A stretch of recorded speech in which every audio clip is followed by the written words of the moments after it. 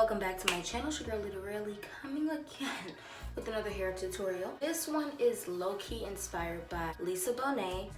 Very simple tutorial, and I especially did this for my 4C ladies out there because I feel like when I was using regular Kaneko braiding hair for my hair, it was breaking my hair out because number one, it was harder to blend with my natural hair, and I don't use heat, so I don't straighten it to make it blend with the Kaneko hair. So it started breaking off my edges. So whereas when I use Marley hair, I can just let my edges go like how they are.